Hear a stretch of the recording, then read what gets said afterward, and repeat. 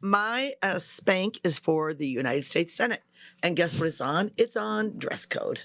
The Senate voted to relax the dress code for the Senate floor.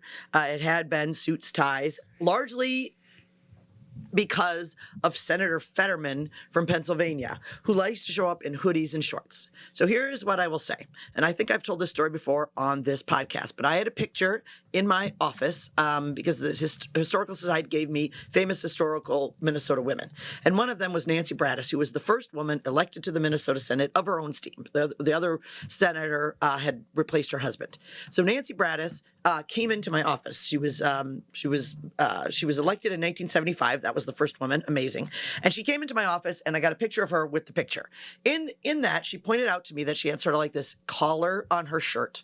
And she said, "Do you see that?" She said, "I had to wear that because the other senators, the only dress code that the Senate had up to that point was for men. And it encompassed ties.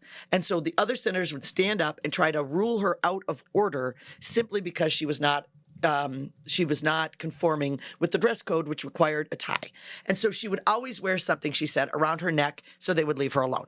So I am very sensitive to dress codes being used as sort of bludgeoning people over the head to prevent people from voting, to keep people that maybe, as again, women dress differently than men. People look differently. Maybe someone from a different cultural background has a different dress that may not look exactly like what people consider to be proper dress code. And I think that no one, and dress codes are not meant to keep people out from voting.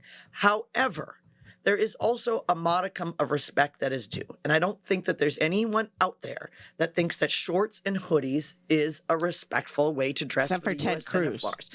On the U.S. Senate floor. Yeah, he's voted in basketball shorts. Right. It's unbecoming, and decorum has to stand for something.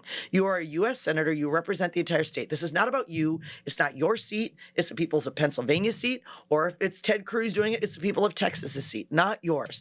And you owe those folks some bit of respect. And so I don't like this. I think that the Senate needs to do better. I think that there are ways to recognize that things have changed. I think there's ways to make sure that members are all comfortable and no one's being kept out from the Senate floor, made to feel like they don't belong there because of what they're wearing. But this is lazy and disrespectful, in my opinion. And so I'm spanking the U.S. Senate, and I'm spanking Fetterman.